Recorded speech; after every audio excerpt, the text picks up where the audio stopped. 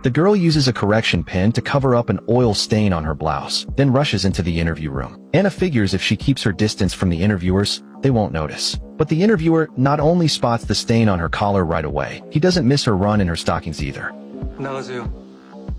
The interviewer tells Anna that time management is crucial in the legal profession, and she's already 10 minutes late. The senior partner wants to give Anna one more chance, and asks her to explain why she's late. Anna says she was reading on the subway and missed her stop. The interviewer finds her excuse laughable and is about to escort her out. But then the interviewers suddenly remember, this girl is the champion of the 12th National Law School mock trial competition. So the interviewer immediately poses a question. If a man is hit by a car while crossing the street, and his arm is severed and lands on the pavement, and a passerby suddenly picks up the arm and runs off, the man files a lawsuit demanding the return of his arm. The question, how do they think the court would rule? The other three candidates agree that the arm belongs to the plaintiff. The plaintiff has ownership of the arm, while the defendant is in illegal possession, so the plaintiff would definitely win. But the girl disagrees. She believes the plaintiff's claim for return might be dismissed because it can't be established whether the plaintiff is actually the owner of the arm.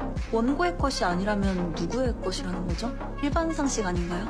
Common sense and legal logic are two different things. If Korean law recognized body parts as subject to ownership, then people should have the freedom to dispose of them. If that were the case, selling your own organs should be considered legal. But clearly, the law doesn't recognize such rights. Therefore, filing a lawsuit based on ownership would be difficult to establish. If the plaintiff wants his arm back, he needs to find a different legal basis. Her answer impresses all the interviewers. Then the interviewer poses another question. A man is driving a train with 100 passengers on board. There's a massive boulder on the track ahead. The man considers switching to the right track, but there's a worker on that track. If he doesn't switch, all the passengers will die. If he does switch, he'll kill the worker. Ultimately, the man chooses to save the 100 passengers, and the worker is killed by the train. The question, is the man guilty of murder? The other three believe it's not murder, but Anna once again offers a different perspective. 살인죄가 성립합니다.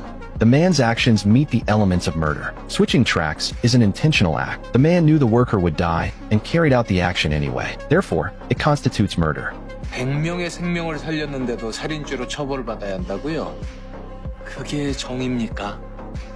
Anna says she doesn't think the man should be convicted. She's just saying his actions constitute murder. But if the court finds justification for his conduct, he would be acquitted. Meeting the elements of a crime means it's still a crime, even if it's morally right. Conversely, an immoral act doesn't constitute a crime if it doesn't meet the required elements. The law isn't perfect. Moral standards and legal standards don't always align. Her answer once again wins unanimous approval from the interviewers. Just like that, she not only successfully lands the position at the firm, she becomes the object of a bidding war among all the team leaders.